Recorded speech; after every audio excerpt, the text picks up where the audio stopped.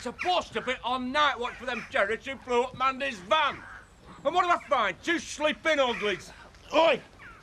Sleeping beauties? Not from where I'm standing. Shouting at the lads won't help, Zach. Those nomads who menced Mandy's lunchbox could have returned in the night and cut our throats, and these two would have slept through it. No, we wouldn't. We'd be dead. Hey, you're ladling it on a bit thick, aren't you, Uncle Zach? Hey! I can't sleep with this cacophony. Pardon? It's a kerfuffle or in louder. Look, nobody blows up my property and gets away with it. Except me. They'll be back. And if we have to sit up all night waiting in ambush, then we will. Yeah, of course you will. Right, who wants some sausages? Oh, yeah, please. Robert, I want you to take Victoria upstairs. We'd like to have a word with Andy. But that's not fair. Why can't you take her upstairs and you can talk to me? Because we don't need to talk to you. Well, thanks a lot. That's not what I meant. Look, it'll take 5 minutes, son. Just do as you're told and take her upstairs now. It's not fair. It's just not fair, that's all. You go upstairs with Robert. Go on, then. What have I done now? Nothing, son. Yeah, I know. We wanted to apologise to you. To say we're sorry. I know what it means. We should have checked with Eric Pollard about the cufflink earlier. Yeah.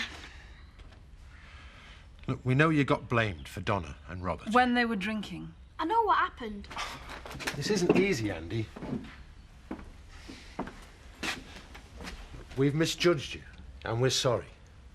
There's been so much going on lately, what with us losing the farm and everything. We're sorry you've taken the blame for things, but you did take that money from Sarah's purse. Jack! I'm just trying to explain to the lad that sometimes you put 2 and 2 together and make 5. You know, you're saying you're sorry, but you don't really mean it. You're saying that I'm bad. Nobody's saying you're bad, Andy. Yeah, you are. They all do. Nobody trusts me. Can I go now? Look, Andy, I'm really sorry, and I know you're not a bad lad. Oh, it don't matter. And I don't care. You know, I really wanted it to be different here. But it ain't different. Because I'm me. And nobody believes a word I say. Right, that's me off then. You look smarter with every shift you do. Thanks, Mum. I've worked out the smarter you are, the bigger the tip. Have you remembered that Tom's coming back tonight? Oh, yes, the hunter-gatherer returns. I'll see you later then. See you, love. Excuse me, got some urgent stamping to do. Viv, I was thinking, if you can get away, if everything's okay here and that. Spit it out, Terry. If you meet me at the wine bar tonight, we need to talk. Those 4 little words. Yeah, well, I don't mean anything by him. All right. I'll be there. 8:30, do you? Yeah, if that's what you want. And I do believe I'm beginning to win your husband's heart. Yeah, well, you're losing mine. You're leaving me to run this business single-handedly while you swan off to home farm all the time. Then you should take all the credit. It's your idea I should offer to help Zoe. Help Zoe, not run the whole show. Why is it that my relationships always come second fiddle to the Tate Empire? Well, in this case, because that's my job. I make myself indispensable to the Tates, then I make a fortune out of the mess they've got themselves into. I'm not doing it for charity. Now, how about that coffee? Yes, I'm fine, Chris. I can't sleep. Food's not worth looking at, and I'm sharing a cell with a man who could pass win for England. Oh, and I'm attending my wife's funeral, chained to a policeman. All in all, it's been a very edifying experience so far. You have to keep your spirits up, Dad. That's the emptiest cliche in the book. Hasn't exactly been edifying for me either, relinquishing control of the business to Zoe. She's the innocent face of the Tate Empire. People like her and trust her. It's a PR exercise, and you'll have to accept it. Perhaps I could, if Steve wouldn't keep sticking his oar in left, right and centre. I have been locked up for a crime that I didn't commit, and you are whinging because you've had your nose put out a joint. Yes, go home, Chris. Go home. You're neither use nor ornament to me here.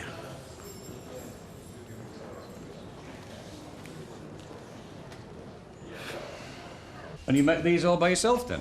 No, Ned. It's all child labour and I pay them in Smarties. I don't get paid. You don't do any work. Now, careful, Emma. Jan and Ned don't want clay all over their floor. Oh, she's all right. I think they're great. Can you make a living with these, then? Yes. Just as soon as I can find some premises to sell them from. Yeah, but I mean pots, you know. Remind me to buy you a shandy when I make my first million. Keeping the folks entertained, are we? Found somewhere for us to live, have we? Nowhere suitable. You're something of a hero round here already, you know, giving the Tates a run for their money. Oh, he loves all that. Oops, that's done it. Right, time to go. Can I stay? I want to help Mr. Glover with the lambing. Please? Dad, can I go with Mr. Glover? Please. Why hadn't you better ask Ned? Hey, any kid that's interested in farming's a mate of mine and Jack's. Come on, sweetheart. Why don't you all come round tonight for your tea? We couldn't presume. Oh, well, fortunately for us, Jan, I'm not as polite as Tony. That's the best offer we've had all week. We'd love to. Silly games you were playing in the woods we both. Are you bored, love? I sometimes sing when I'm washing up. Do you know, it's a funny thing, but it's the only time Seth ever offers to do it for me. I'm not bored. I'm happy. Tom, remember Tom? Well, he's coming home tonight and he's taking me back to Aberystwyth tomorrow to go house hunting. Yes, well, he should be poring over his books, not teenage girls, if you ask me. I didn't ask you. If you ask me, was a rhetorical statement, Kelly. Do you know what rhetorical means? No. Well, if you'd spent as much time in the classroom with your teacher as you did in the bedroom, you might have found out. You're a nasty-minded old cow. Right. Earl Grey for table number 3. Oh, and by the way, Kelly, love, that's a cup of tea. She deliberately tries to wind me up. Hey, she'll come round in the end. She always does. Nobody takes us seriously. I love Tom, and he loves me, and nobody's going to split us up. Oh, good for you. Just remember it's what you want that matters, all right? Well, I was all ready to storm off to the police, and now I'm not so sure. Before doing anything final, why don't you go back and see Zoe? What's the point? She lied, and that's that. She must have had a good reason. All right, but it better be good. If I get half an inkling that she's covering up for Frank, I won't have any part of it. OK, the bad news from the Inland Revenue is that with 6 years of unpaid taxes, plus penalties incurred, plus a hefty fine, you owe them a huge sum of money. How huge? Put it this way, I stopped counting after the first 5 knots. What? So, what's the good news? This is the Inland Revenue, Zoe. There is no good news. And if you don't pay pronto, the penalties and fines will grow to such an extent that you won't even be able to afford a decent suit to go to court in when they prosecute. Well, you picked a fine time to be heading the company, Zoe. My advice is to sell part of the estate. The holiday village, for instance. I've already shown some people around and they're very interested. No. The holiday village is losing money hand over fist and it's becoming a joke. Now, it's fine for the locals to snigger about it, but if the business world finds out, then when you come to sell it, and I mean when, the price will be so low the Dingles could afford it. I don't care what you think about its value. It took Dad years to set up. It is not your place to make decisions about selling any part of this estate.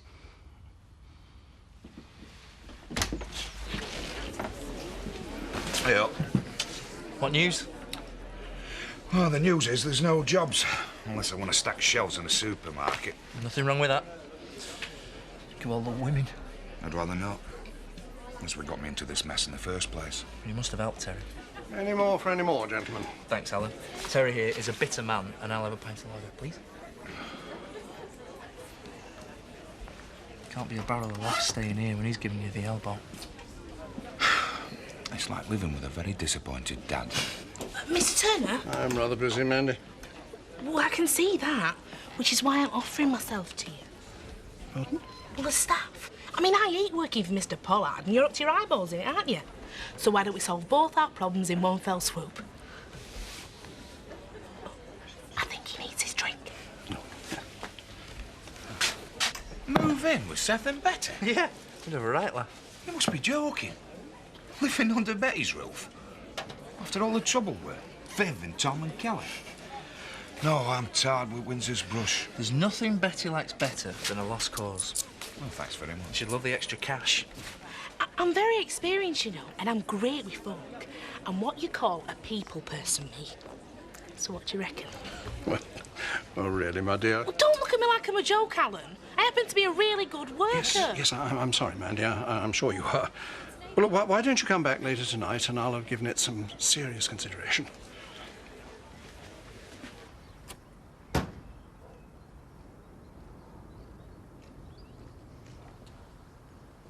Jack, I'm sorry I can't stop. I'm just going to see Dad. Is that right? And you're going to tell him about the cufflink? You know, Zoe, the one you bought off Andy to protect your dad. It wasn't like that. So you did lie, then? No, I didn't. I just got confused. There's been so much going on. I'd expect that kind of wheedling from your brother, or from Frank, but not you. And because of your lying, we accused that kid of being a thief. Please, Jack, let me explain. I'm just so scared for my dad. Save it for the police. Tell Sarah I'm sorry. Oh, I'm not going home. I'm going to the police station. They're going to be very interested in what I've got to say.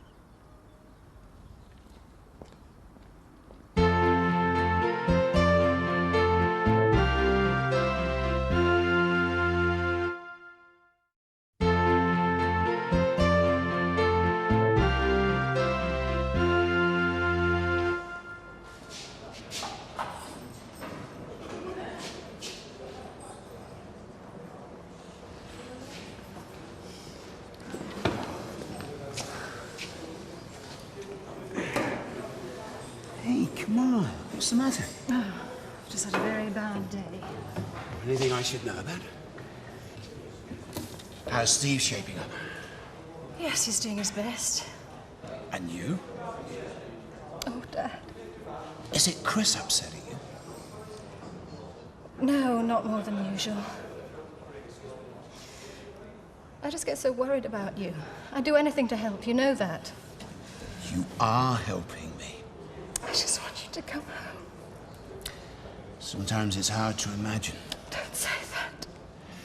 I have to keep reminding myself. I'm an innocent man, and they don't have a shred of credible evidence against me.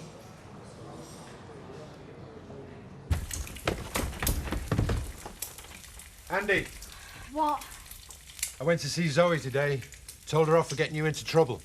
And we're really, really sorry for doubting you. Don't worry about me. I'm used to it. I'm just glad it's made you feel better.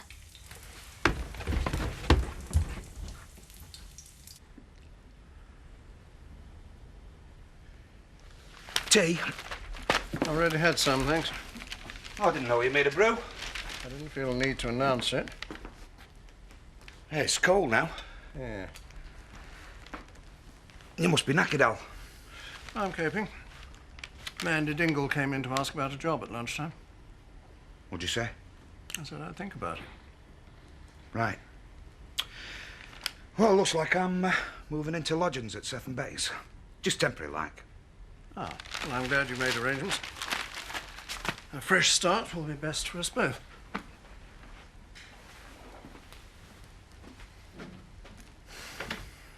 Jack Sugden came round earlier. So? He accused me of being a liar. Threatened to go to the police about Dad's cufflink. Chris, I was so scared I nearly told Dad this afternoon. No, don't tell Dad. Don't tell anyone. If you get asked again, you deny it. I mean, who are they going to believe? You or little orphan Andy? Yes, but it's going to look like the Tate children have been conspiring to conceal evidence. God, I wish I never... It's not just going to be much worse for Dad. You have got to pull yourself together. All we can do is sit tight, keep quiet, and hope Jack Sugden does the same.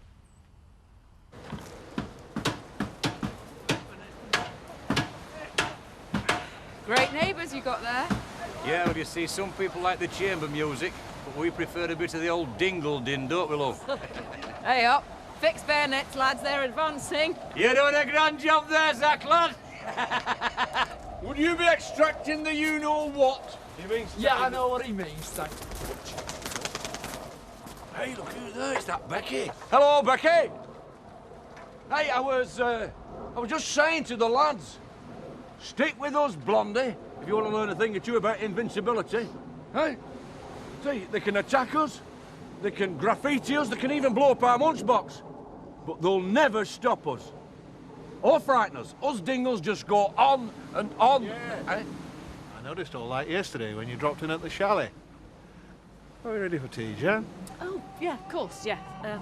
After you.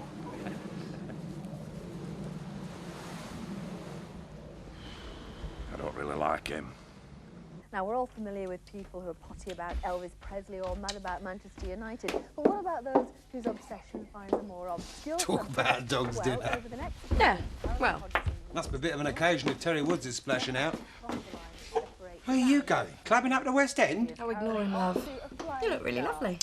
Well, Tom will be arriving any minute, and you've got to make an effort if you want to keep your man. Whatever happened to radical feminism? It fell in love.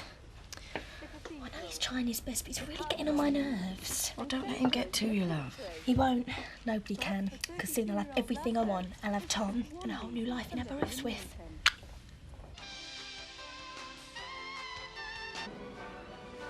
Put it back. You always went your own way. You know that's my favourite programme. You just want to spoil it. You all spoil things here. You don't let me do anything. Hey! None of it's yours anyway. Not your house, not your mum, not your telly. That's enough. Robert, you could have had the manners to ask. Shut up, you, trying to be nice. Andy. Well, I mean it. It's worse here than in an home. Go back then. Yeah, I will. Because in an home, they don't pretend to want you. Eric, the people on table 3 are still waiting. Would you like me to take an order? Yeah. No. With just my luck if the immigration people walk in and catch you working. No, thank you. At least let me carry these plates. After we're married, I'll be able to help all the time. Roll on the big day. Of course, I might not want to help by then. It's called mucking in a crisis. Miss Dingle has failed to grace us with her presence. Ah, well, apparently she's got a lot on her plate, Eric. Or rather, she hasn't. Somebody's blown up a lunchbox. Sounds painful. Bet she's spitting feathers. No, she'll be crying somewhere. Typical female. First sign of a problem, they fall apart. Well, I've got you, and I haven't fallen apart. Oh, you see, beauty and wit. At least you got one of those, Linda. Cheeky beggar. Listen, when I make my fortune, I'm going to take it to places where the staff aren't your neighbours. Are these the sort of places Steve would go to? Yeah. Steve's education got him where he is. People can be educated and still be thick. This isn't about education. He knows what he wants and he's driven. Yeah, by you. Oh, don't take the mickey out of me. I like working for him. He could go anywhere and I just don't see the harm in aiming your sights higher. Are you not due in at the wine bar? Oh, I've handed me notice in. Well, what I mean to say is I'm just not going back. Hey, Mandy. Now, I know you're upset, but, hey, we don't want you plunging into a deep depression. The lads are guarding the farm. They're working on the van for you. And we're going to corner them thugs. You'll be purveying your pies in no time. Oh, you're lovely, you are. I want something better. I mean, look at him. I don't even know if he's Arthur or Martha. Right, I'm going in. Mr. Turner, about that job. Yes, Mandy, you can start tonight. Look, hang on, I'll announce you. Oh, it's all right, I can speak for myself. Hey, listen up, everyone. Mr. Turner's given me a job. Hey! Tell you what, I'll call you Big Al and you can call me Big Man. Yeah, well, the days of Big Al are happily gone. It's Mr. Turner while we're working and Alan on a break. And I would like to say I'd like a 2-week trial. Well, you can say what you like. Well done, Mandy. I think you make a cracking barmaid. We've been here all the time now. Well, you're only saying that because you've got nowhere else to drink. No. Saying it because I mean it. But what have you done? You must have done something wrong or they wouldn't have sacked you. What I did wrong was have a relationship with you. Tom! No, I didn't mean it like that. Yeah, what's going on? What's happening, Kelly? Oh, Dad. This has happened. A letter from my headmaster. I've been sacked. This is dreadful. They've really put the boot in. Kelly, someone has written to the head informing him of our relationship. What? Well, why? Because somebody has taken it upon themselves to wreck my life. Who would do a thing like that? Look, let's all just calm down, shall we? Right, you better stop here tonight. I'll put you a bed up, Tom. We're booked in at the Dale View, thanks. I think Kelly and I need to be alone. After all our plans, that's it then. Everything's ruined now.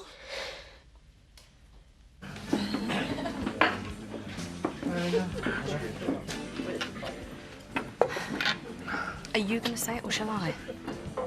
What? You could have saved yourself a cost of a meal and got it all over and done with before we started. I know you're backing off, Terry. It's a bloke's way. You've been trying to tell me something by saying nothing, but please, don't let me have to do all the work here. I don't know what you're talking about. Sensed it for weeks. Little things like lying about money, getting the feeling you're trying to sneak off from me. Of course, I recognise all these symptoms because I've just done the same thing to my husband, haven't I? The other night, when you sneaked off, leaving Donna to get drunk in the back room of the pub. You could have been with somebody else. You're not being fair. I took your kids in. No, Terry. You took my baggage in. It's all right. It's nothing to be ashamed of.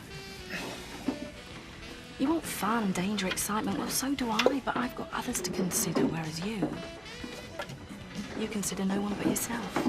You just didn't think it through, did you? Did you? Well, are you? What?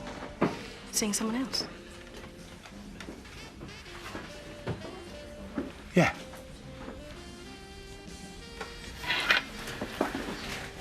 Who's the lucky lady? Does it matter? Only to me, but don't let that worry you. Helen Ackroyd. The journalist. Well, I suppose it's what I deserve, isn't it? What goes round comes round and all that. Shame. I really did want this to work. So did I. You're spineless. Don't worry, Terry. Your little secret's safe with me.